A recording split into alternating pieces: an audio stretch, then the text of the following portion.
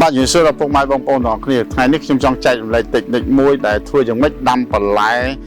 ស្ពៃទឿនហ្នឹងធ្វើម៉េចឲ្យបានបរិមាណច្រើនតែប៉ុន្តែយើងមានបទពិសោធន៍3ដងទាំងងំនឹងរកឃើញថាតើដាំធ្វើម៉េចឲ្យបានបរិមាណច្រើនពីព្រោះផ្ទៃដីនៅក្នុងផ្ទះសំណាញ់វាមានកំណត់ច្បាស់លាស់ពីព្រោះដូចយើងកន្លែងនេះយើងធ្វើទៅតឹង10បណ្ដោយ40បាទឬក៏យើងធ្វើភ្លោះទៅតឹង40ទៅតឹង20បណ្ដោយ40បាទអញ្ចឹងអ្វីដែលយើងមានបទពិសោធន៍កិច្ចការទាំងអស់ហ្នឹងយើងឃើញហើយថាតើមួយណាដែលយើងបានផលច្រើនអញ្ចឹងគឺយើងដាំតាមរយៈរងបាទរងគឺយើងប្រើតយោ4អញ្ចឹងប្រើតយោ4នៅពេលដែលយើងប្រើតែ4រងដាំតាមតំណក់ទឹកនឹងគឺជាភាពល្អដូចគ្នាប្រើជីដូចគ្នាប្រើពេលវេលាដូចគ្នាក៏ប៉ុន្តែបានផលតិចបាទអញ្ចឹងបានពួកយើងទៅតឹង10បណ្ដោយ40នេះយើងឃើញថាយើងបានតែ400គីឡូទេបាទផ្ទុយទៅវិញយើងអាចដាំអាសាទៀតគឺ6រងអញ្ចឹងយើងដាំនៅក្នុងតយោ4រងដូចគ្នាប៉ុន្តែយើងដាំផ្ទុយគ្នាចុះឡើងយើងដាក់6រង6ជួរ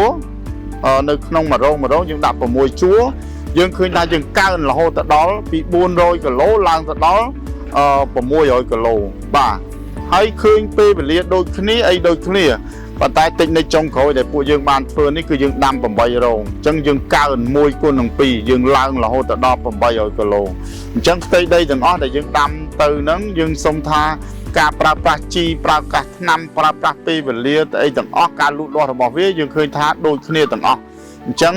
ខ្ញុំក៏ចង់ចែកម្លែកអាហ្នឹងដោយសារតែខ្ញុំឃើញភាគច្រើនកំហុសមួយចំនួនត្រូវបានពុកម៉ែបងប្អូនអត់បានដឹងហើយអត់បានស្រាវជ្រាវបន្ថែមទៀតអញ្ចឹងអ្វីដែលខ្ញុំបានសិក្សាស្រាវជ្រាវដាំជាម្ដងជា2ដងដែលយើងបានទទួលផលហើយហ្នឹងយកមកចែកម្លែកដល់ពុកម៉ែបងប្អូនតែម្ដងអញ្ចឹងនៅទីនេះយើងបានដាំ8រង8ជួរនៅក្នុងមួយរងហ្នឹងទៅតាមតំណក់ទឹកដែលមកតំណក់ទៅយកតំណក់ទឹកមួយយើងដាំ2ជួរយើងឃើញថាទទួលផលបានច្រើនជាងគេ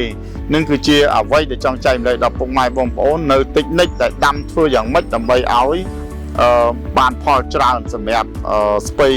អានេះខ្ញុំចែកម្លែកតែប៉ុនជាមួយនឹងស្ពៃទឿទេបើសិនជាតំណាំអីផ្សេងពួកយើងស្រាវជ្រាវឃើញពួកយើងនឹងចែកម្លែកតាមរយៈវីដេអូនេះផ្សេងទៀតបាទអញ្ចឹងបើបងប្អូនកំពុងតែដាំស្ពៃទឿអាចតាក់ទងមកពួកយើងបើសិនមានចម្ងល់ឬក៏អាចអនុវត្តនៅ8ជួរនៅក្នុងមួយរងនេះតែម្ដងក៏បានដែរបាទសូមអរគុណ